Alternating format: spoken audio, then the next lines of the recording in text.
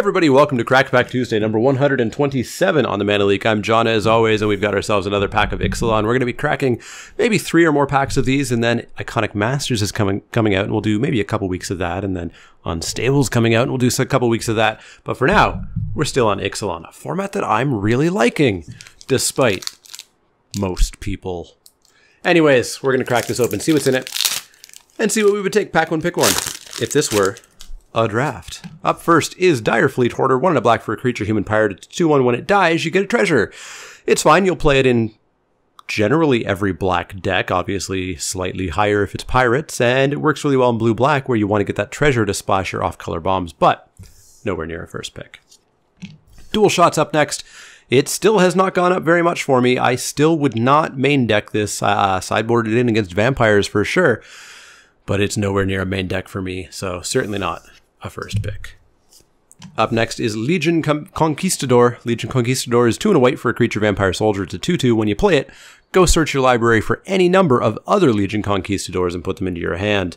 I've played this a couple of times with 3 Conquistadors, and it was okay. It still is certainly not Squadron Hawk, and I still don't care for Squadron Hawk anyways. But yeah, you know, if you've got vampire synergies, it goes up a little bit, but you're not too high on this card. Nowhere near a first pick. Mark of the Vampire is a card that's up next. 3 and a black for an enchantment or enchant creature. Enchanted creature gets +2/+2 and has lifelink. I knew this was going to be decent, at least, because it was at least decent last time.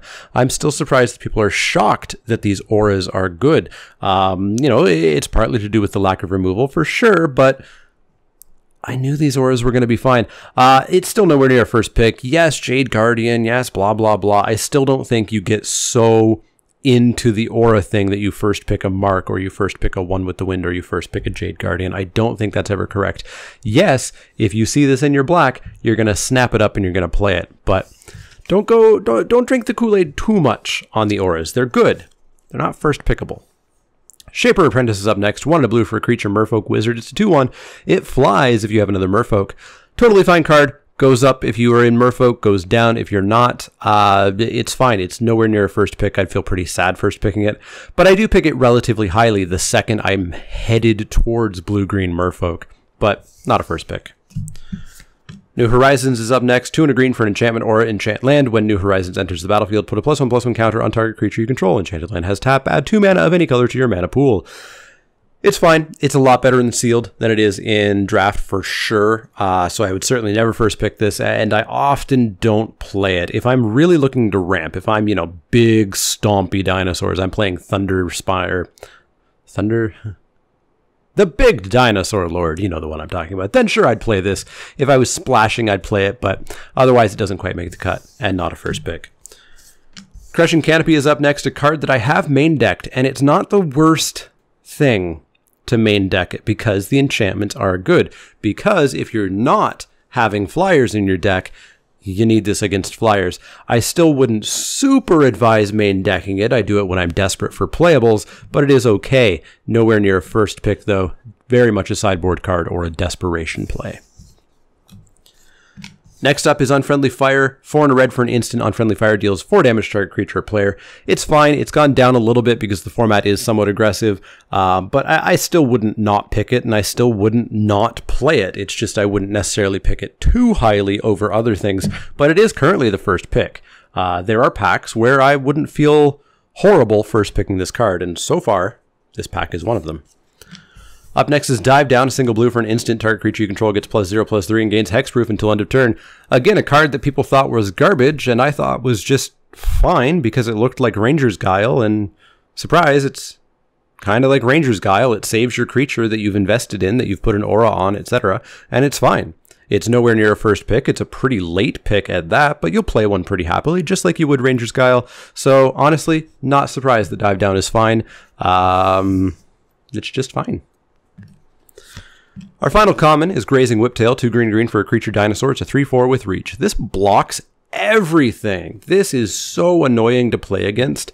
If you're blue-green merfolk and you go up against this, boy, you are just not getting through for a long time. That said, it's not a first pick. It's a relatively high pick as soon as I know that I'm going to play green, though, just because it does block so much. Yeah, this is a good little giant spider here, but it's not better than Unfriendly Fire, so it doesn't even need to hang out in frame. Something that is as good as Unfriendly Fire is a Vineshaper Mystic. 2 and a green for a creature merfolk shaman. It's a 1/3 when it comes into play. Put a +1/+1 counter on each of up to 2 target merfolk you control, which could be the Mystic herself. She could be a 2/4 for 3, which is fine. It's not great. And if you get that other counter on something else, it becomes real good. Getting that counter on a Jade Guardian or on a Shaper Apprentice that is now flying because this came out is a pretty big game. Vineshaper Mystic's really good, and I'd feel very happy first picking her. Up next is Dire Fleet Captain, black-red for a 2/2 Orc Pirate. Whenever it attacks, it gets +1/+1 until end of turn for each other attacking pirate. I like pirates. I'm fine with black-red pirates. I probably prefer blue-red and blue-black over black-red. It's my least favorite of the 3 colors, but it's fine. I just would never first pick it. This is a card that I desperately want to see in Pack 2 or Pack 3 when I'm black-red already, and then bam, do I ever snap pick it. But first pick, Pack 1, pick 1. Sorry, Orc Pirate. You're not on my radar. What is on my radar is an Arcane Adaptation. I was reading the card I was looking at. What was on my radar is a Lightning Strike. Lightning Strike is 1 and a red for an instant. Lightning Strike deals 3 damage to target creature or player. Yeah, Lightning Strike is a super easy first pick. I think it already just blows those 2 right out of the water. It's the most efficient burn removal we have in the set at instant speed. It's super duper good. And as I said, I was looking at an Arcane Adaptation, which is horrible. Horrible, horrible, horrible. 2 and a blue for an enchantment. As it enters the battlefield, choose a creature type. Creatures you control of the... Holy crap. Creatures you control are the chosen type, in addition to their other types. The same is true for creature spells you control and creature cards you own that aren't on the battlefield. This card does nothing. There is no tribal synergy that is so important that you need to play this card. This card is horrible. Also, it's one of those weird rares that I've been getting where the colors just are super vibrant. I wish all my rares were this bright and colorful. Oh well. Anyways, this is a pretty easy Lightning Strike to me. Let me know if you would have taken the Vineshaper Mystic over the Lightning Strike, or perhaps the Dire Fleet Captain, but I do feel like this is a pretty easy Lightning Strike. Anyways, as always, if you have any questions, comments, or suggestions, you can find me on Twitter at TheManaLeak. That's L-E-E-K, like the vegetable, not the card. You can also find me at Facebook.com/TheManaLeak, Twitch.tv/TheManaLeak, and Patreon.com/TheManaLeak. If you do like the content, click that thumbs up button. Click subscribe if you want to see more and you haven't already. And if you do have questions, comments, or suggestions, let me know. Otherwise, see y'all next time.